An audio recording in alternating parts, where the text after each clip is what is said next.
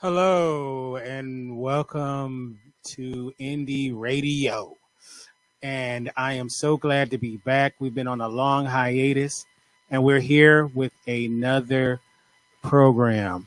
And this is the first one of this one.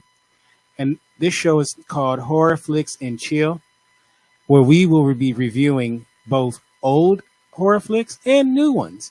And tonight we are going to be reviewing a brand new horror film. But before we get into that, let me introduce my co-host. I'm going to start off with the one and only Jen. How you doing, Jen? Awesome. Thank you. Awesome to be here. Very happy. Very happy. Super excited to talk about what we're going to talk about tonight. All right. And of course, we're going to stay with the ladies first. We have the equally creepy Tory Rush. Hi, how's it going? And I mean that in a beautiful way. Oh, I know. You're nothing but polite, Kinte. All right. And then we have rounding out the panel, the one and only, the big creep himself, Joshua. And I'm a creep in the best way possible. The weird kind. A Radiohead kind of way. Mm-hmm. Yes. What the hell am I doing here? That's good. Yeah. I like that. So we are not going to BS a whole lot. We're going to get right to it. So I'm going to start off with you, Jen. Give us a synopsis of the film that we're going to be reviewing today. All right. Well, we've got Halloween Kills. The nightmare isn't over as unstoppable killer Michael Myers escapes from Laurie Strode's trap to continue his ritual bloodbath. Injured and taken to the hospital, Laurie fights through the pain as she inspires residents of Haddonfield, Illinois, to rise up against Myers, taking matters into their own hands. The Strode women and other survivors form a vigilante mob to hunt down Michael and end his reign of terror once and for all. Directed by David Gordon Green. Yes. And right off the bat, I have so much to say about this film. I think a good way to start off is I was a fan of the 2018 film. I thought it was a good film. Did I think it was like this wonderful, Citizen Kane of a movie? No. But I enjoyed it. I enjoyed the ride. It was very good. Yeah, there's some dumb parts of the film. I would agree. There is. But overall, I thought it was a pretty decent movie. I liked it too. Yeah, I thought it was good. And this is interesting because Josh did not see the last film, 2018. We actually showed. I did not. We had to show him the final part of 2018. But I mean, to be honest with you, all you need to know is that he kills a bunch of people. So it's also, not a big shot. Laurie definitely came into her own in that movie. Yes, definitely. So I think a good place to start off with is I know Josh can't talk about this really, but we'll start off with you, Tory. How did you like the original film? Oh, the original film? I loved it. I'm sorry. Let me clarify. Not the 78 film, but the 2008 film. I'm talking about in this series. In this specific film. Okay. I thought it was all right. I mean, it was a little boring, in my opinion, but I'm weird like that. It was all right. I mean, I think that this one is better than the last one. Okay. We'll get into this one, but I really wanted to start off with briefly about how you felt about the last one. Yeah, I mean, it was, like I said, it was a little boring in some parts. And, I think if it was a different director, I think it would have been better. Okay. And Jen, you kind of said what you felt. What about you, the last 2018 film? Yeah, I actually really liked it. I thought that they really gave Laurie a lot of agency and made her not just more part of the story, but also they gave her an interesting perspective into the Michael Myers universe. And having said that, I will definitely say that the last movie felt very empowering. Like, yes, Michael Myers is a force to be reckoned with, but yeah, there's also lots of hope going on out here. So it's super interesting to contrast that movie with this movie, which I know we're going to get into. Right. And it also had a Terminator 2 feel to it. It did. You know, she did feel like Sarah Connor, you know, so. Yeah. You know, but and one thing I found is people who love the first one seem not to like this one. And the people that hated the first one seem to like this one better. So we'll get into why that might be true for a lot of people. So, all right, let's get into this movie. This movie picks up right where 2018's film left off with virtually, they have like this intro scene where, and oh, by the way, there will be spoilers. So I'm just warning you, if you haven't seen Halloween Kills, we will be talking about it in depth. So this, you know, there'll be definitely spoiler territory. So just warning you guys now. So there will be spoilers. I probably should have said that from the top. But okay, so the film starts off with this intro that was long, boring, and drawn out. And it was showing the sheriff, I can't think of his name, but played by Will Patton, who we saw him last in the 2018 film. He had he was stabbed in the throat by the doctor and left for dead, seemingly dead. And we see that he is not dead, that in fact, Laurie's granddaughter, and please forgive me, everybody, I probably should have these character names put up. Actually, let me do that so I won't be killed for not knowing these characters' names. The granddaughter, who is Allison, I believe, is her character name. Boyfriend, and he's still dressed like Clyde because they went as Bonnie and Clyde to a Halloween party, so that's why he was dressed in drag. I know you didn't see the last movie, Josh. So that's, if you were wondering why is he dressed like a woman, it's because that's why they did a gender swap. Of, I thought you just wore kilts, like that was the in fashion nowadays. For real, like that, I didn't think about it. Nah, they did a gender swap. He was Bonnie and she was Clyde, so that's why he was dressed like that at the beginning of the movie. And he comes across the sheriff and Officer Hawkins. I'm sorry, he wasn't even the sheriff. My bad. He was Officer Hawkins. And they go into this flashback in the 70s. And I got to say, the flashbacks of the 70s, as far as the way they're shot and the way it looks, is great. It's almost seamless to the original film as far as the look of it. They did a great job of that. Would you guys agree? Yes. Yeah, I definitely. And so that part of the film, I thought they nailed pretty well.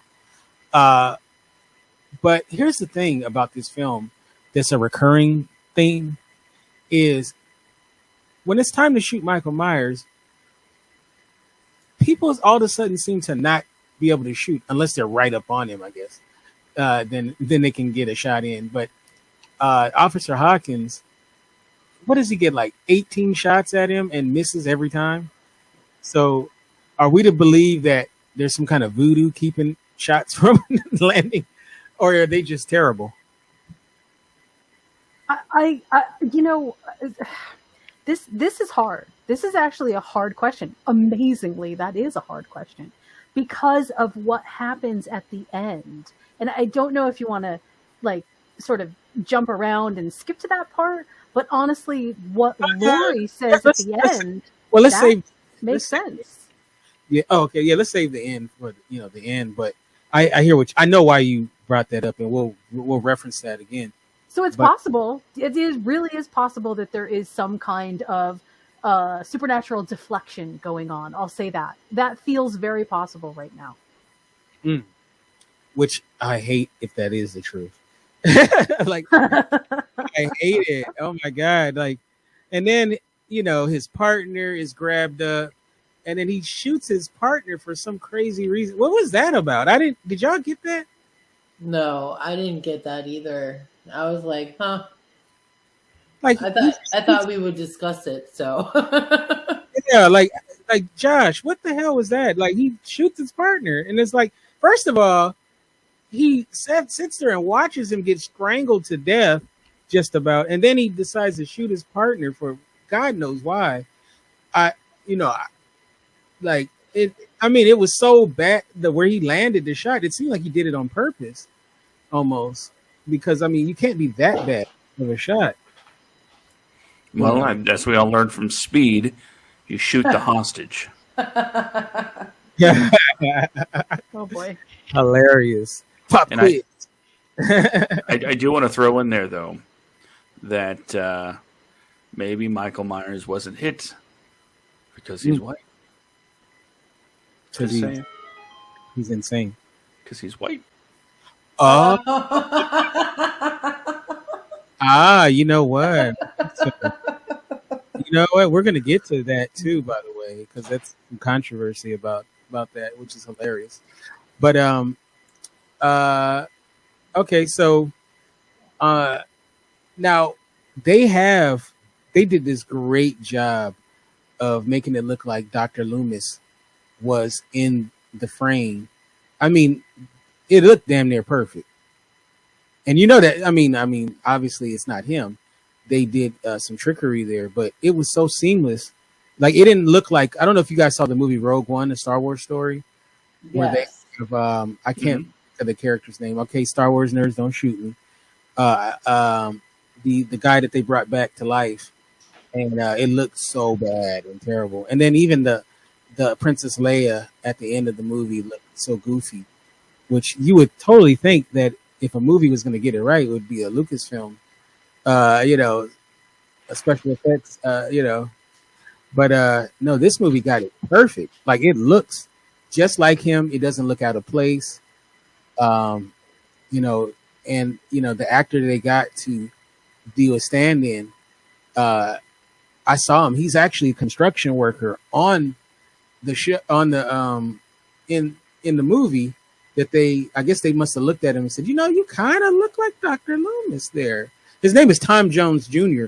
I wonder, is he related to the Tom Jones?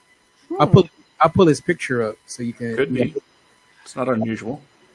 I mean, they do share the same name. I mean, there he is, Tom Jones Jr. Is he? Is his daddy Tom Jones? I don't know. But that's the guy that they got to stand in for Loomis. And it looks good. I want to see the behind the scenes on how they got it. But he's a background guy, so I'm about to look it up to see if he is in fact Tom Jones' son. The Tom Jones.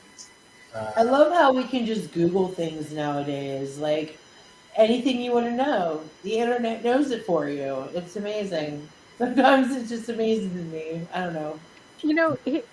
Just while you're looking that up, I definitely have an interesting sort of overall observation about the cast. I do feel like this time the cast was really diverse. Isn't really the right word, but there's a lot of eclectic mix in here, in the different personality types and the different kinds of people that were associated with Michael, older, younger, people that knew him, people that didn't, young, I don't know. There's just a bunch of those kinds of things. That did feel like a little bit more of a slice of, yeah, okay, maybe this is what we should be focusing on. But I also, toward the middle of the movie, started feeling like, but what about the teenagers? And it like took me almost out of time and place to realize that I all of a sudden was thinking about Halloween as, yes, he's a killer, but wow, we've really lost focus of sort of where we're at, because he's just sort of on a killing spree. Like, it felt so much less focused. Okay, I'll be honest with you. I can't figure it out. if that's in fact him or not. So I can't. I thought I found something that showed that it was his son, but no, we still gotta wait and see. But anyway, yeah, I thought that they did a good job with that. But okay, so let's zoom out of 78 and let's go to. I thought the way that they got him out of the box that he was in, which was because I was thinking when I saw the original movie, I was like, how are they going to get him out of the burning trap? And I thought they came up with a really good way of solving that problem. Because he said when he wrote it, the guy who wrote the film, David Gordon Green, that he had no idea how he was going to do it. He wrote himself into a corner. And I thought that part was good, right? The way that they said, oh, that makes perfect sense that the fire department would get there and not knowing that they were going to unleash the beast once again. And I thought that was, well done the way that he, got out of there. I thought the fire department, it was like, what was it, about 7 of those guys? I'm like, really? They couldn't have had a better showing than getting mowed down one at a time? Like, it's like, how many? The firemen all went to the Clear film school good guy attempt to take down the bad guy school, where everybody has to do things one at a time instead of everybody rushing the bad guy. So I'm really glad that they went to that school because it did sort of protract the movie and keep it going. So that was good. Yeah, very glad to hear that. Yeah, I don't know. What do you guys think about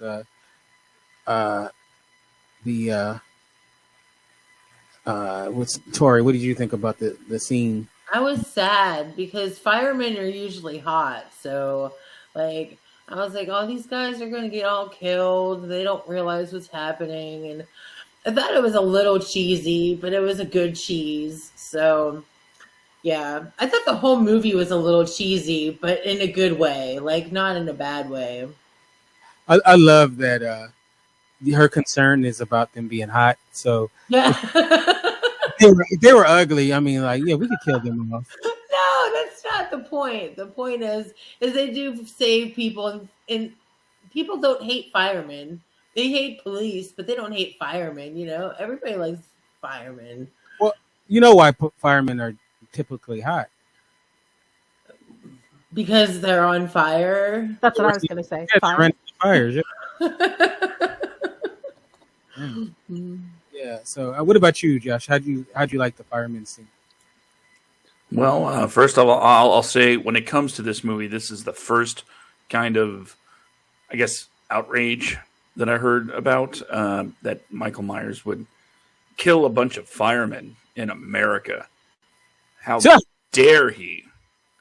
That was the first thing I heard about Halloween Kills as far as any kind of critical reaction. And even then, it's not actual criticals. But like you said, even though I hadn't seen the previous movie, I thought watching this particular scene, it was a pretty inventive way to get out of the trap.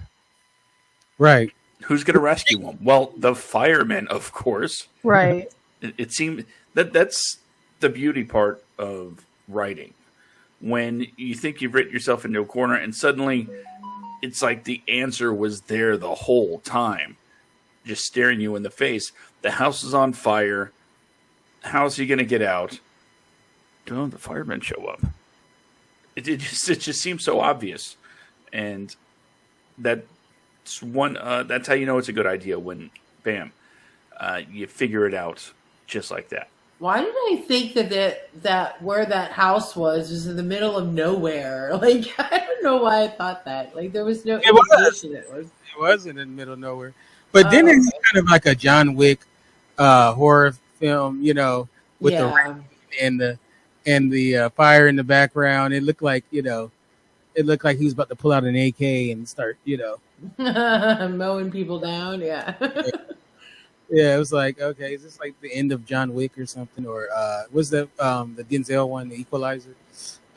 You know, so he's like, Michael Myers is the Equalizer.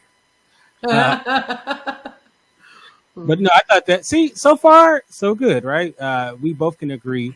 We can all agree that that part is good. And then I'm gonna just be honest with you. After that, it's a shit show. And then it's like they are talking of. They have the on Halloween night. They had the most boring bar party of all time, where they're doing spoken word. Oh yeah, It was a talent show. What the fuck? Who? That sounds boring as hell. Like, and then they're talking about this.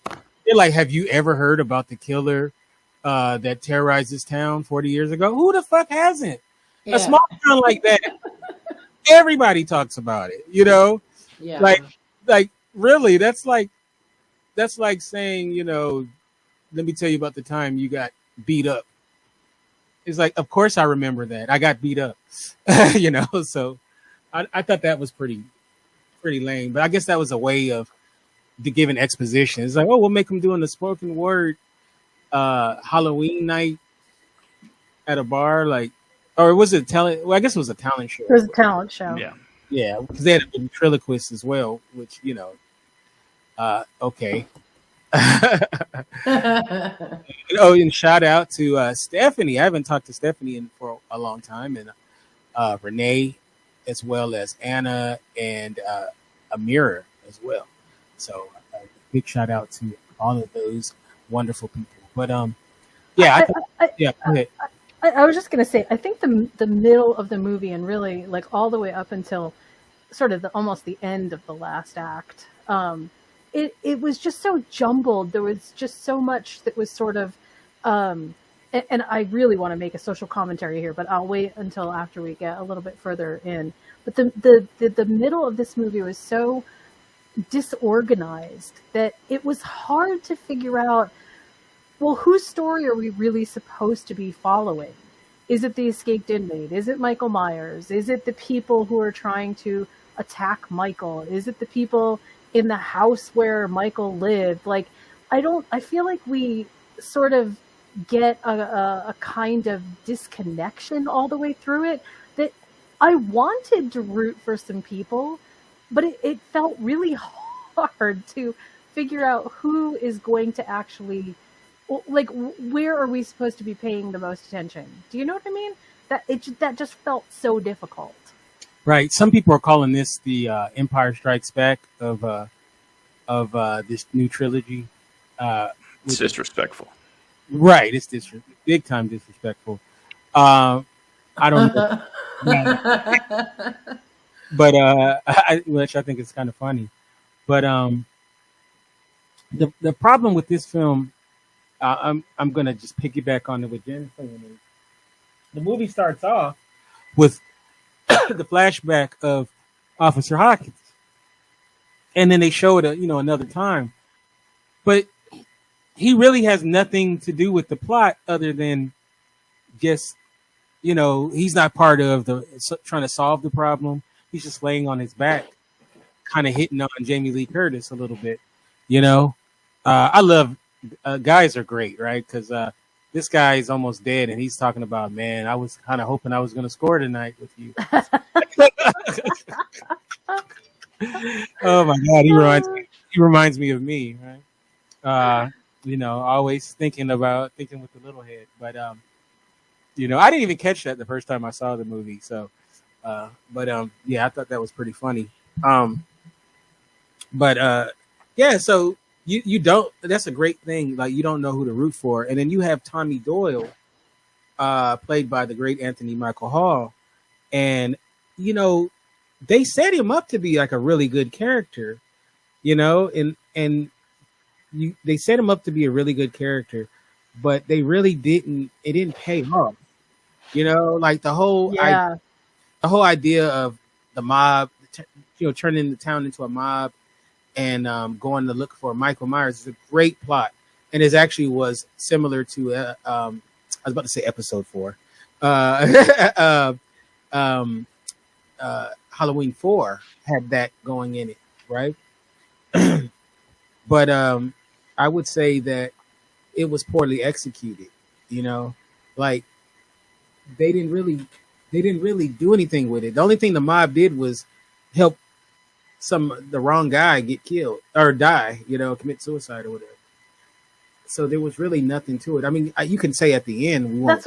That's what I mean. It was so muddy in the middle. Like there were just, oh, hey, the people at the bar, this is going to be great. And then we get so invested in that little story. And then all of a sudden, not only are they dead, but everybody's dead. And I don't know, there were so many pieces like that made it feel like, I in some ways I sort of get why I think they were doing that, because it was supposed to be the Michael Myers indiscriminately kills now, and it doesn't matter who or where or what you are. He's just going to kill you, right? Doesn't matter if you're queer, doesn't matter if you're black, doesn't matter if you're white, doesn't matter if you're police, fireman, whatever. You're going to die because that's Michael Myers. But on the other hand, I also feel like audiences need to be able to root for something or someone that is directly involved in the action, and we never just really get that. No, not at all. And that was very well said. You don't really get that. And, one thing, I think the reason, I'm going to just go out on a limb, I think the reason why probably Tory liked this film better than the first one is one of the things that people complained about the first one was it wasn't enough kills. And I guess there was a long stretch. There was a long stretch in the middle where nothing really happened in that, as far as that's concerned. But they were trying to set up the story, so I didn't crucify it for that.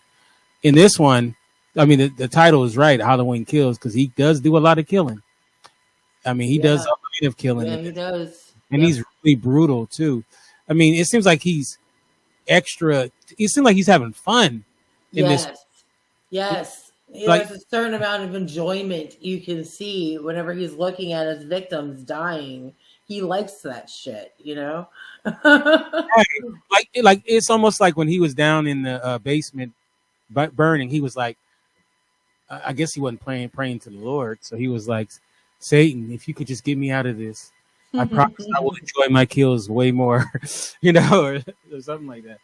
So I don't know, like this one, and then there's the scene. I mean, it's in the trailer of him killing the old black lady, and then trying out the knives.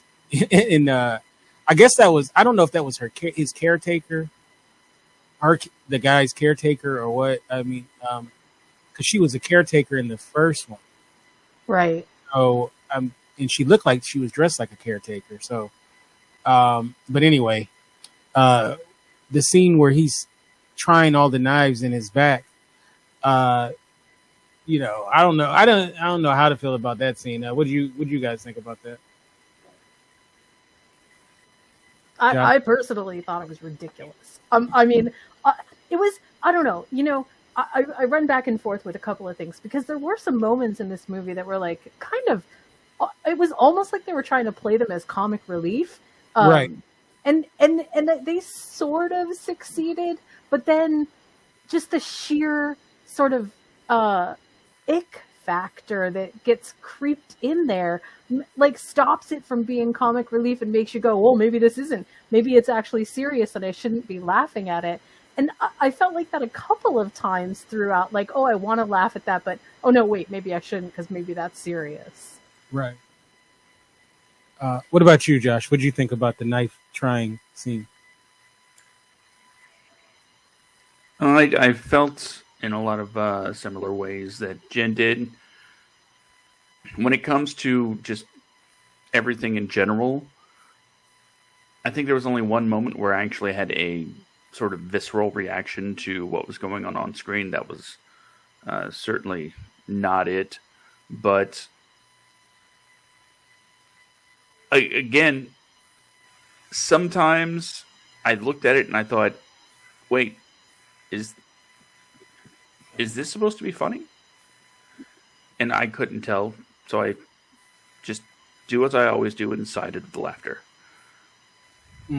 Well, these two guys that did it, Danny McBride and David Gordon Green, they're known for their comedy work. Mm-hmm. So Yeah, I think they wanted to. I think there were a couple places where it was like it really should have been kind of funny, but then the atmosphere kept it from being that way, and the soundtrack stopped it in its tracks. I don't know. There were just like so many sort of inconsistent pieces that were sending mixed messages. Yeah, sorry, go ahead. No, it's okay. I'm sorry to interrupt you, but that's kind of like the reason why I said it was cheesy a little bit, because like you got like such disorganization that it seems like a rated B film. You know what I mean? Like it's not like a top notch. It's not Texas Chainsaw Massacre. You know what I mean? So like this is a whole new style of horror movies because it's paying homage to the 80s and the 70s, but then you got all like an entire decade or 40, 50 years of Michael Myers would have been 65 in this movie. He would have been 65. So, he's pretty limber for an old man, Yeah, yeah. It should have been the senior citizen dies tonight. Should have been the little tag that they were throwing out. Well, and the guy who plays Michael Myers is actually, I mean, he is not a young guy. Right. They have multiple guys that right, but every one of them that I see is an older kind of looking person. So he's not like a super, he's not 20 years old. Yeah. It's the original guy. Nick Castle is plays him a lot. They kind of did like they did with the new Chewbacca. Bunch of people. Yeah. So until the guy died, Mayhew. But okay, so let's get to something that was controversy.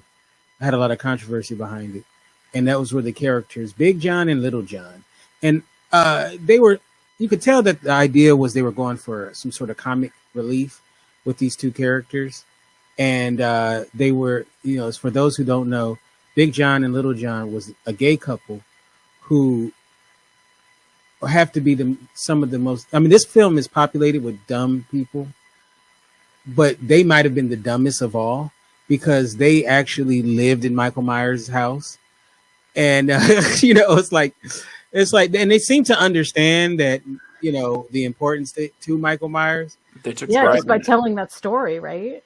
Right. So it's like it was hard to feel sorry for them when they met their ultimate demise because it's like you kind of. I mean, look, okay, if you want to live in Michael Myers' house, how about the month of October and most of November? You just go on a cruise, like if you're gonna own his house and live in it, like just stay away from like. I don't think he kills on like Groundhog Day or or any other. It seems like he's only kills in one town on one day. It's like you could have maybe he could have skipped the pain, and do that. But yeah, it's definitely a local problem. Right. So I'm just saying, IJS. But I don't know. But so the big controversy is that, spoiler alert, that they ultimately are killed off by Michael Myers. Big John is killed in a rather gruesome way. And then Little John just stares at him. Michael, he had more than enough time to get away. He says, Michael, you've come home. And then he just sits there and lets him kill him. And that was one of those comic relief moments when I was like, I wanted to laugh. And here's like that's a cheesy moment to me. Absolutely. My thing is about that scene is, well, what the people are saying is that Michael Myers is homophobic because he killed the gay couple. It's like it wasn't. Oh my god! So it's like, wait a minute. Okay, Michael Myers. I mean, how did he know they were gay? One, you know. And two, I there's nothing about Michael Myers' history that makes you think that he has any kind of prejudice, you know. No, and that's what I said earlier about Michael Myers being an equal opportunity killer in this version, in this iteration here. So much so that he is not just killing everybody, but killing sort of across every single spectrum, young, old, like I said, queer, black, white, whatever. And that sort of is it's the age thing that throws me off, because usually it's Michael Myers always, to me, always sort of associating Laurie with the younger, or associating his sister with the younger teen person, and that's why he goes to kill. But this is definitely a spawn of Michael Myers in some way, where all of a sudden the doors are wide open and he's willing to kill whoever. So it does feel different. Yeah, he also, like, I don't know how I want to say this. Like, there are so many times in this movie that people could have gotten away, or like called for help, or did something, and it was so unrealistic, the time period that it took in between kills sometimes. And that it I don't know, maybe that goes along with the inconsistency that we were talking about. But yeah. And also, did you know that one of the Real Housewives of Beverly Hills was in this movie? No. She was one of the brunettes. I don't remember her name now, but she's a brunette. She's the only brunette on the Real Housewives of Beverly Hills. I think so. Anyway, that goes along with the cheese factor. So, like, I mean, I liked it. I liked it, but I'm excited for another one, because I want to see how they take it this time. Is it gonna go cheesy, like Freddy vs. Jason, or is it gonna be like a good slasher flick? We shall see. You know what? Can I just answer Tory for 1 second? I mean, not answer, but respond. This is where I think we're at sort of a pivot point with Halloween in particular. But I do see it in some other franchises too. Notably with the series Chucky that came out, which I won't talk about, but it's a pivot point, and you can really see it. There is something happening with our love of horror serial slashers, where they are becoming both more supernatural and less just sort of straight in your face, there's something a little bit spooky going on, but the real scary thing is that they've got a knife, and that, hey, they could be around any dark shadow or corner. And this whole idea that, oh no, wait, there's some kind of supernal world out there where serial killers manifest, and the reason that we're not safe is because wherever evil is, that's where they will be. Or, there's really no light at the end of the tunnel. Good won't save you. And that's something that they kind of discuss in the movie. And those kinds of things. And I think that we are definitely seeing a shift here in 20, maybe 18, 16, somewhere around there. And that up to now, where our serial killer slasher movies are really changing. And this feels like the perfect example of how they are changing. So it actually, I think you're totally right on the money, is what I was going to say. Thank you. I appreciate that. Don't let it go to your head, Tory. All right, so let's get to the end. Mikey Myers is, Michael Myers is tracked to his home, because you always got to go home. All he had to do was click his heels, and he would have been there, right? And so Michael Myers is there at his home. The granddaughter's boyfriend, and the granddaughter's boyfriend's father, who's also a survivor of an encounter with Michael Myers back in 1978, decide to go to the home. The father says, "You know what? I'm gonna go in there on my own. I got to do this by myself." And then he starts off by going to the house by knocking on the front door. You know, that was funny. Yeah, it was hilarious. They'll come out and play. But anyway, so then he goes in, and literally 2 seconds later, you hear a gunshot, and then it goes silent. So then the two kids go in, like, you know, they're in Scooby-Doo. And let's just say the boyfriend gets killed. You know, you can also say he doesn't like people in drag too, because remember, well, no, he wasn't wearing the outfit no more. I don't think. I was about to say, oh, you almost got him on another cancel thing, but so he kills the boyfriend, throws the girlfriend down the flight of stairs, and then, you know, Mama S. Machina comes out and stabs him in the back with the pitchfork. And then curb stomps him on the stairs, Michael Myers. And instead of, you know, sticking the pitchfork in his skull, she decides to take his mask off and then use it to lure him into a trap, which made no sense, which was 2 blocks away. And then leaves the mask on the ground.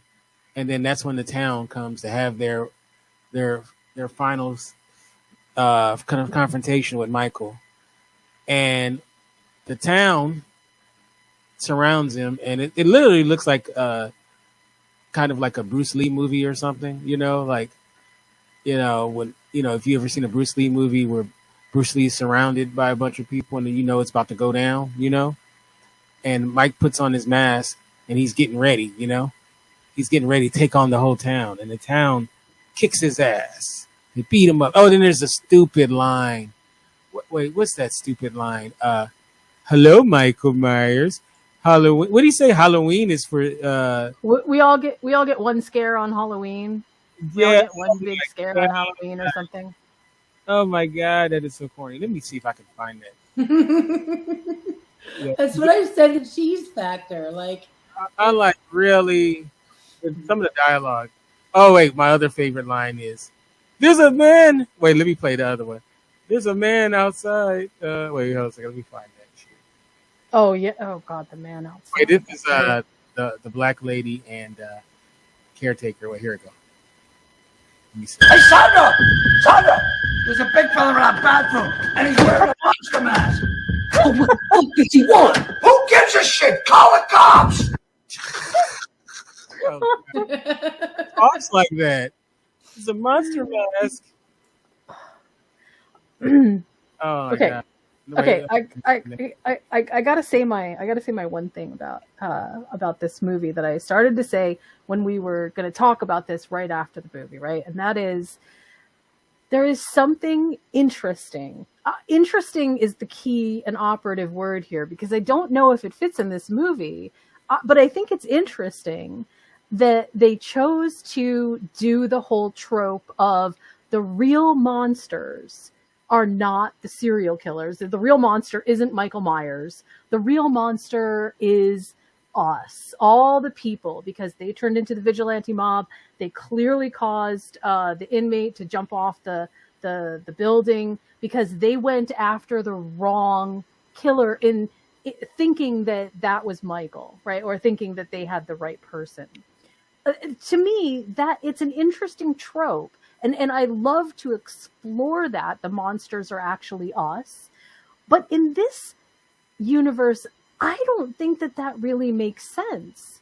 No, we are not the monsters. Michael is clearly the monster. Yeah, I agree with that. Yeah, it's stupid. It's trying to be deep when it's really not. Okay, here's the stupid line.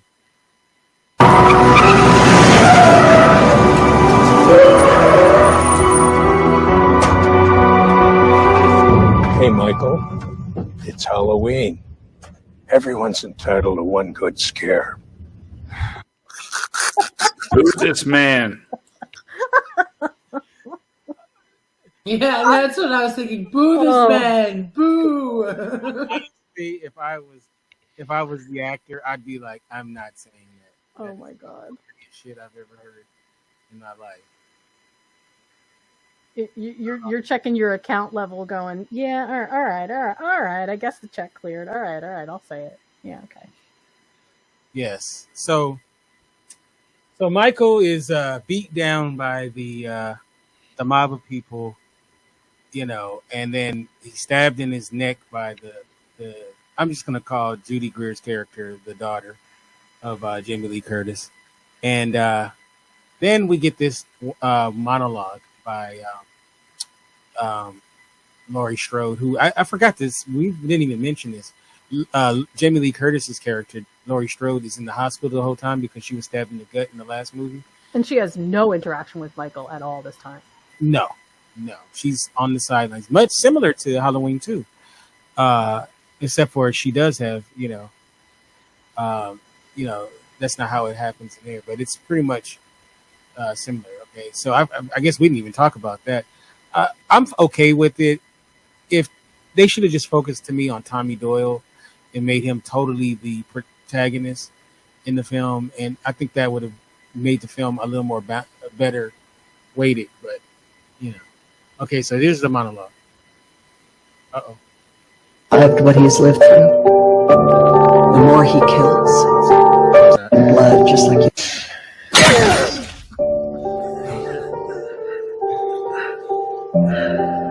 I always thought Michael Myers was flesh and blood, just like you and me.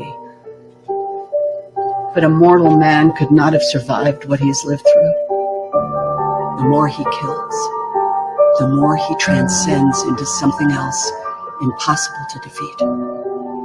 Fear. People are afraid. That is the true curse of Michael. He'll always be here, won't he? Even when we can't see him. Okay. So.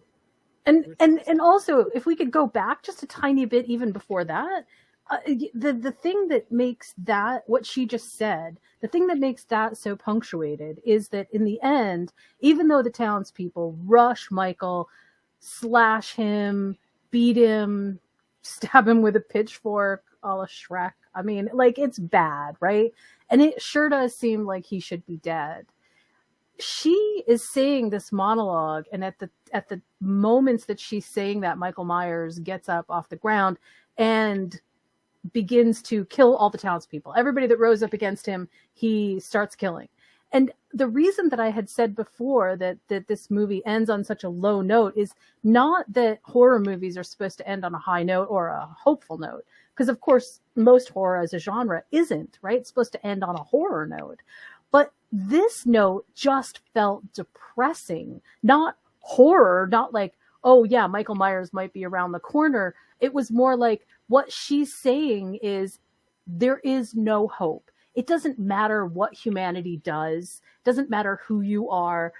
You have just as much chance of being killed by Michael Myers as you do getting hit by a fire truck. I mean, like, it felt so hollow in its delivery. And I think it could have been really strong. Like, they could have really tied Michael Myers to something more, like, where evil lives, Michael is, or something like that, to really give it that sense, that punctuated sense of he's a serial killer and he's thriving off of kind of like demon fuel or something. I mean, not that in particular, but that kind of idea. But instead they made it feel like, yeah, okay, well, he's just going to be around because people. It's just like, what? That doesn't make any sense. Makes no sense. And he goes on a epic killing spree. Oh, does he? And everybody just sits there and watches one by one as people get mowed down, and it is so bad. It's painful to watch. Yeah, and it's so, and I like David Gordon Green. I think he's talented, but I don't know what the hell happened here. I think maybe they rushed it, possibly.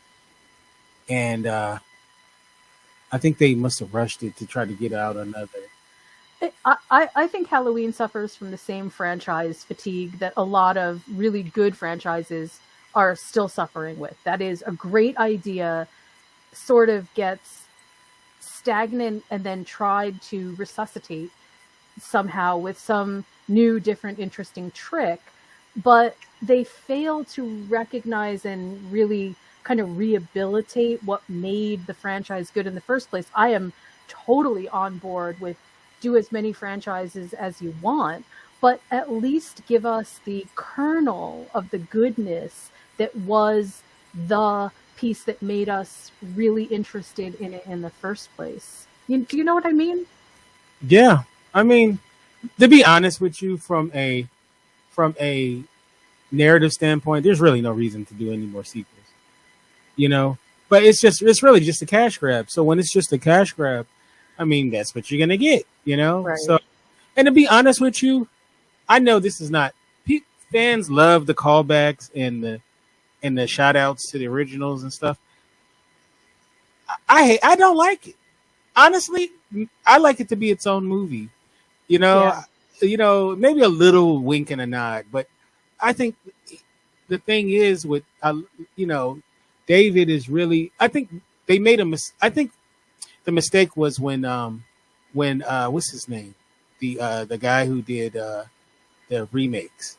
Oh my God, he did Devil's Rejects. Rob Zombie. Rob Zombie. Rob Zombie wasn't a fan of the original, so he tried to make it into his own, and I mean it didn't work. It really didn't work, and I think that what they're trying to do is, well, they felt like he was disrespectful to the original, so David Gordon Green wanted to make sure. No, I'm a huge fan of the original. Like I'm at the altar of the original, So I think that's but then it's still. I think you need to be somewhere in the middle, not too much of a super fan, and not someone who has no respect for the material. So I don't know. I'm not a fan of either. I like to be somewhere in the middle where there's respect for the original material, but not to the point where you're trying to recreate the original magic and all of that stuff. Because when we did a cinema du fromage where we did the Halloween oh my God, Halloween 3. Thank you. And we all talked about how as a standalone it had some really cool elements, and it did some stuff that maybe we hadn't even thought before. And maybe there were some problems, but it was its own entity, right? This feels like it's trying to be its own entity while still paying a dark tribute to what makes Michael Myers. And I think what kind of happened was something got lost in translation. I think, I'll be honest, I like the concepts. The concepts are good. I feel like there are enough really good tropes in here to make it a workable, awesome story. It's the execution of it that just felt like, what are we doing here? This is not even narratively fun to watch. It just felt super messy and, like I said, disorganized.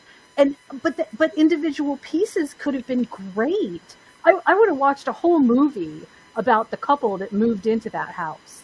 I mean, honestly, it felt like yeah, that could have been a whole world by itself, and it would have been super interesting all by itself. Kind of annoying. But instead, it was like, and I'm not saying that's the only one. I think I would have watched a whole bunch of them. But that's not even the point. The point is there was just no central focus. Even Michael wasn't a central focus. And I mean, that's a problem in a serial killer movie that is supposed to be about the serial killer. All right, so let's button this up. Michael Myers comes back home, and of course, Judy Greer is there, and Judy Greer meets her end. She is butchered by Michael Myers because, Laurie Strode didn't have enough reasons to kill him, so they had to add that. I guess that's going to feel the next one is like, I have another reason to kill you because you killed my daughter. I guess that was what that was about. whatever. It's it is what it is. You know what I mean? Yeah, by the end, it almost didn't even feel like it mattered. I mean, and I feel bad about that because I actually really like that character. And at the end, I was just like, yeah, okay, well she died. All right. Yeah. All right. So let's start off with Josh. Overall, let's say a 1 out of 10, with 10 being the highest. What would you give this film? Oh, well, my official score with it was, I guess, on your scale of 5. Okay, cool. No 0.5. All right. 5. Okay. And why you say 5? Well, a lot of interesting points were brought up throughout our discussion here tonight, and one of them that Tory kept bringing up was the homage to classic horror. Now, it could have given it a higher score if that homage wasn't dedicated to the really cheesy, terrible parts of classic horror. Yeah. And maybe took it into a different direction, because the dialogue in this movie is just terrible. Yeah. And I know, Kinte, you mentioned earlier there were a few things. Evil dies tonight.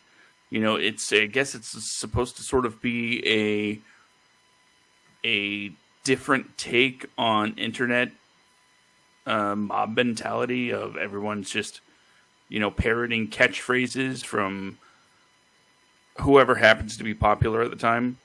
Whether it's a celebrity or a politician, you just come up with one catchy thing and suddenly you have everybody hooked. And that was definitely the line that got everybody all riled up. And I can think of a couple of people in history that was able to do things like that and get a lot of people really intensely insane. And the fact that they went after the wrong guy was almost incredibly pointless, just so they could get another piece of really bad dialogue. We're the real monsters. Yeah. Wait a minute. You thought dialogue like this? Hey, Michael, it's Halloween. Everyone's entitled to one good scare. You thought that's bad? That's bad dialogue to you? Yes. Yes.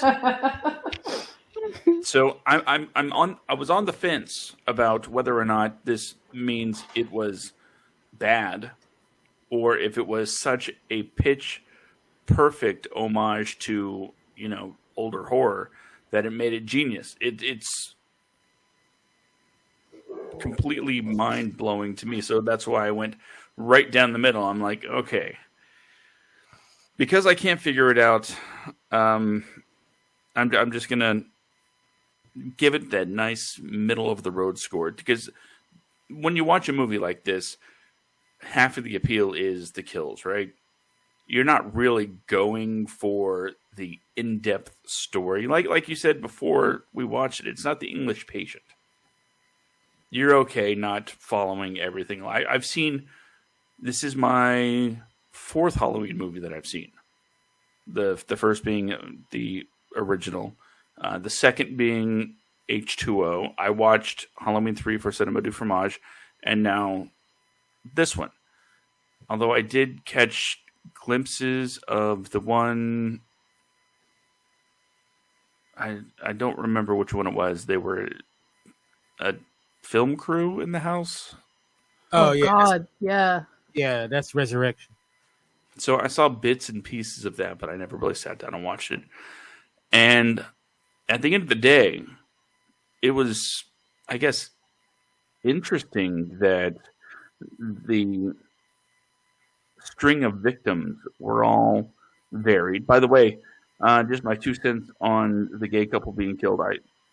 If I had to guess, I say somebody was being facetious on Twitter, and somebody else said, "Oh my God, I can't believe you're making that argument that Michael Myers is homophobic," and because they took the bait, it suddenly starts spreading, and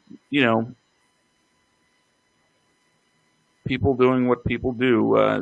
Somebody picked up on the story, and suddenly everybody thinks people are outraged over Michael Myers killing a gay couple. And you know what? I don't think they're being serious about that at all. I don't think so. Honest. I think it's a joke. But all right, how about this? Will this change your mind about if the dialogue is bad?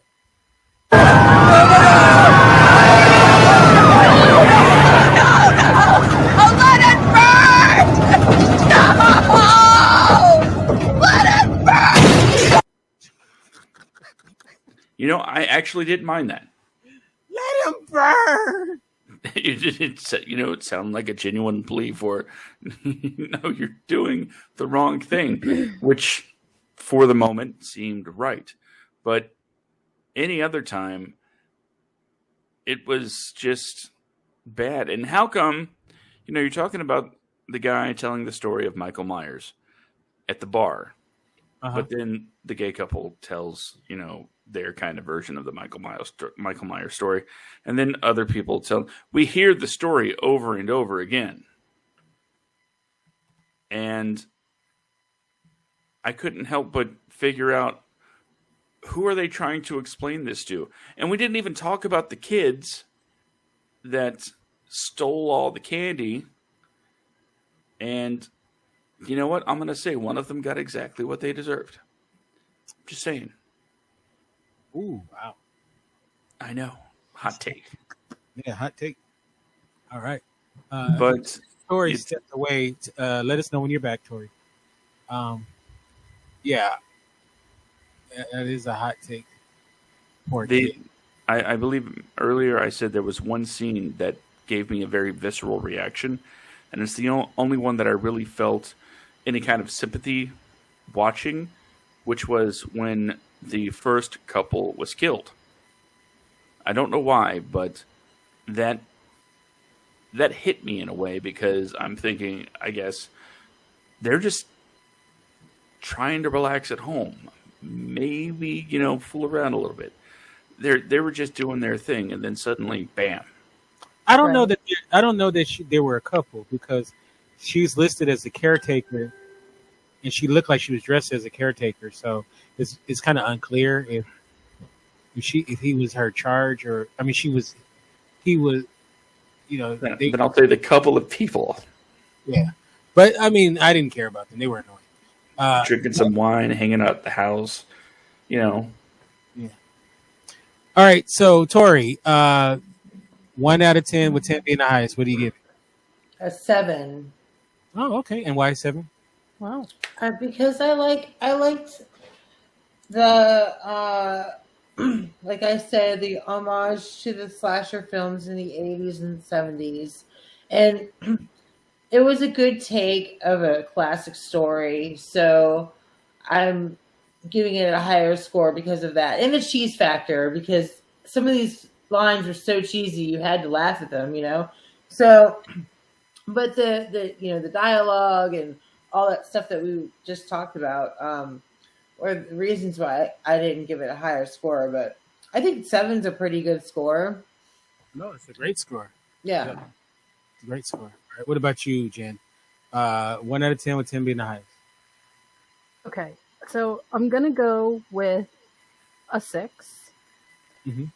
I don't think it's middle of the road. I actually think, okay, it had some good points. There were definitely some moments that I felt really connected. The one part when I felt really connected was when Michael was killing, and now I'm going to be a fake fan. When she was killing the granddaughter's boyfriend on the stairs, right? I totally forgot his name. But anyway, when he was killing him, that felt to me like something visceral. She can't do anything. He's just slowly killing this guy. She's got to watch, and she knows what is going to happen. That, I don't know, that for some reason that actually made me really feel bad. But in terms of the overall sort of, there was some really good production qualities. I think we talked about the soundtrack at some points where it was really good. There were moments where it felt disconnected, but overall, I mean, it's hard to go wrong with John Carpenter. At least there were, it sounded good, even if it didn't always resonate with what was happening. And then the other thing that I did like about this movie is I really did like, again, the all of the tropes that went into it that could have independently been some really great movie pieces. It's like all of the ideas were there. They just didn't connect them all. And the dialogue really fell so far short. Oh my God, that was just not, I don't know, something didn't work there. But other than that, I mean, there, again, it wasn't a terrible movie. It wasn't a waste of my time. I didn't sit here and go, I mean, I, was joking that I wasted popcorn on it, but no, that's not, I don't actually feel that way. I don't feel like I wasted my time watching it. I actually did feel like it was entertaining. It just missed the mark as what I have come to expect from the Halloween franchise. Oh, wow. Okay. I mean, you really had a problem with this? Hey, Michael. It's Halloween. Everyone's entitled to one good scare. I'm just going to walk around the house saying that now. I might use this on every episode from now on. That'd be our inside joke.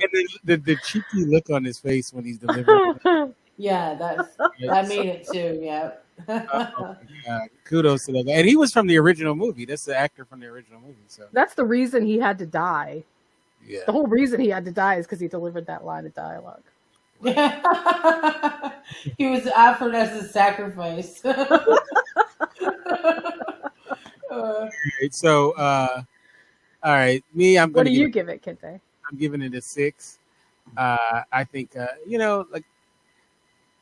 it's a bad movie. It's not a very good movie. It's pretty cheesy. I was looking forward to this film quite a bit, but I love Michael Myers. As you know, that's my favorite of the horror killer slasher folks. And I think the original Halloween is like just a brilliant movie.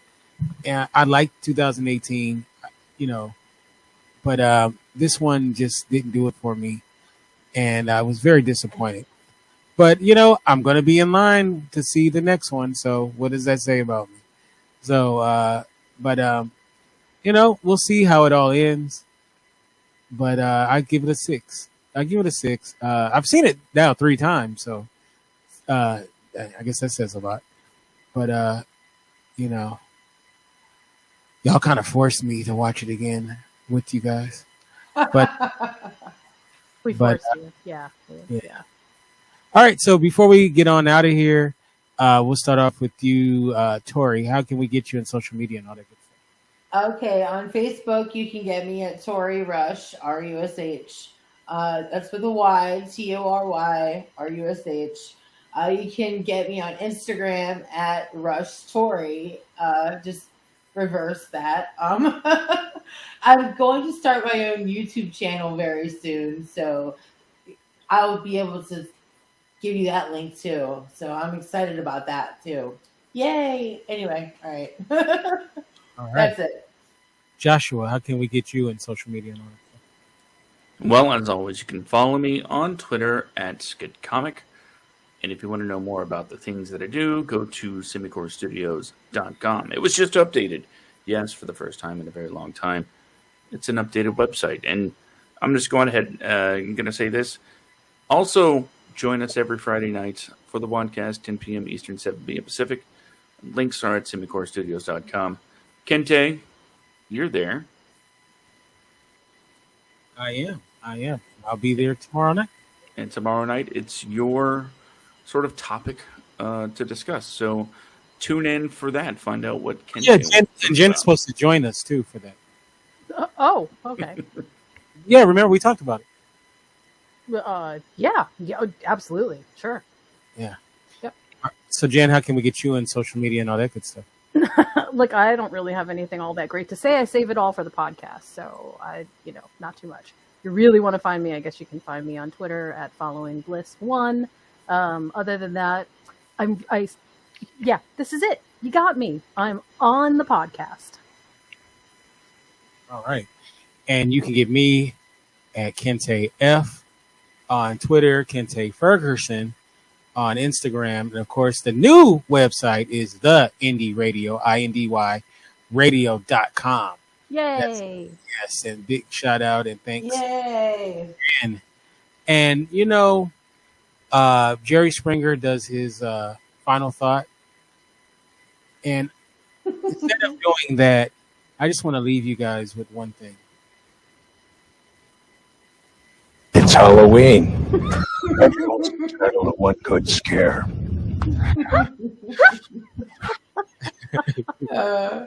You guys have That was a perfect.